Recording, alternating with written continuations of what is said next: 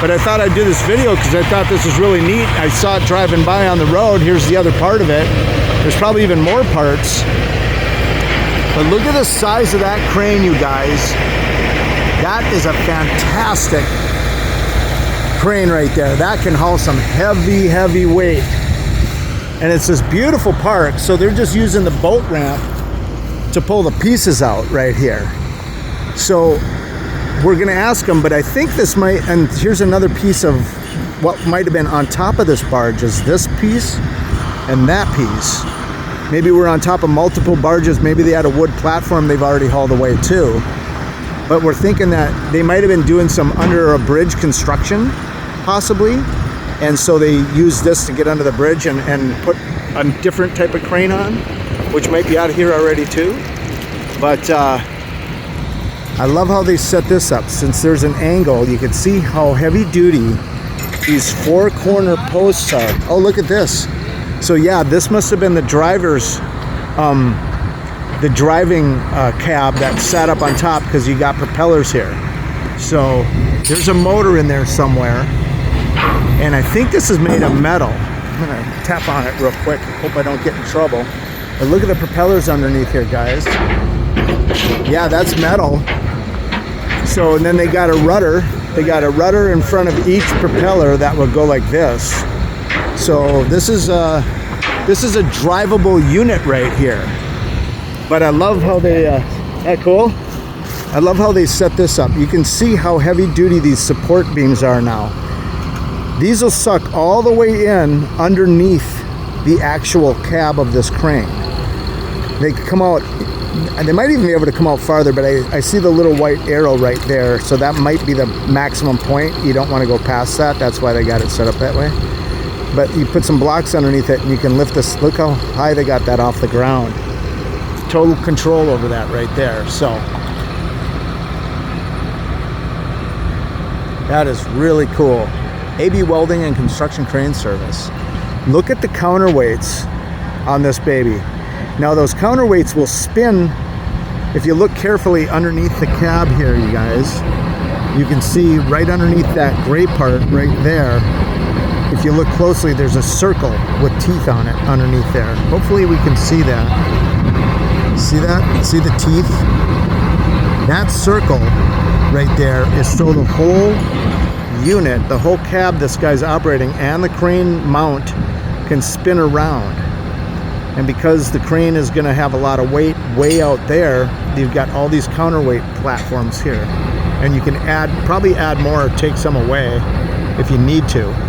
You got 1, 2, 3, 4, 4 newer ones and an old one on the top. The old one on the top is probably the permanent one. And I don't think you could fit more than that, but you can see there's some points underneath to lock them in, so when you start driving, they're locked into place right there. They'll probably go up into holes in the platforms. So, but yeah, look at the size of that bad boy, huh? Steve's over there talking to a guy and finding out all the information, so maybe I'll go over there too and check it out. But look at these gorgeous houses along the Mississippi River here. I got a couple other videos that are new on my channel as well. Nice trail along the water here too. Okay, so I got the skinny on the whole deal.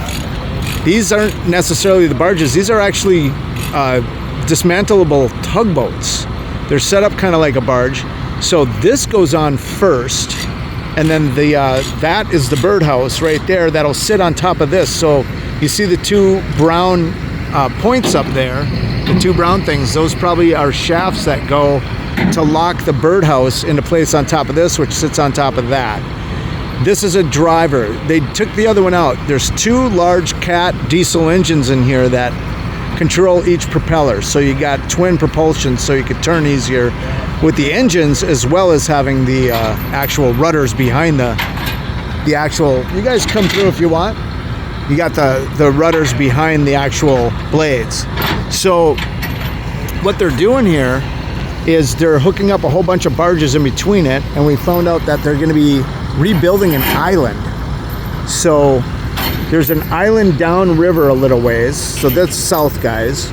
There's an island downriver, and they're going to be rebuilding it by putting big dump truck beds on the barges that are in between the two tugboats That's officially called a tugboat by Viet.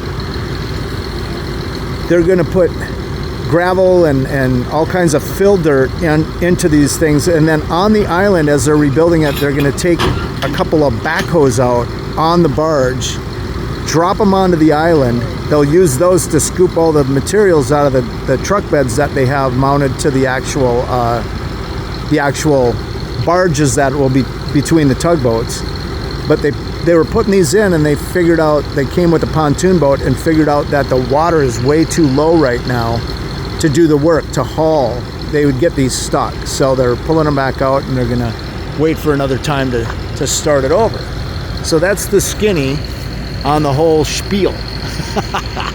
So I thought that's really interesting that this is how they do it. You always wonder, you see the tugboat going up the river and stuff, and I'm gonna have to look more carefully next time to see if they're dismantleable like this, because obviously you got room for a couple guys to hang out in this area, but then that's gonna be your captain right up in that birdhouse there.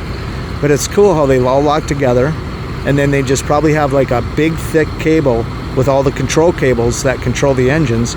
You just lock it in like you would any other multi-functional thing. You got all the cables going into one unit, and then it spreads back out at the other end, and that will control both the engines and get all that going. So it's all probably digital nowadays too. Like back in the day, you used to have cable, so when you turned, the actual cable that went down would pull or push. You know, one would pull and the other one would go loose, and you would be able to turn things that way. Now it's probably all digitally controlled. Probably on the top of each motor in here, there's a digital control station that will hit servos that's in there.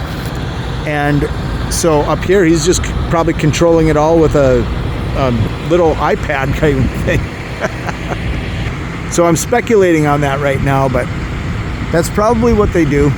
I doubt they're on the old style system where you're going to hook up push-pull cables, actual wire controller cables on that. So, all right, guys, hopefully you dug this video, and if you did, please hit like and subscribe. That'll help our channel grow.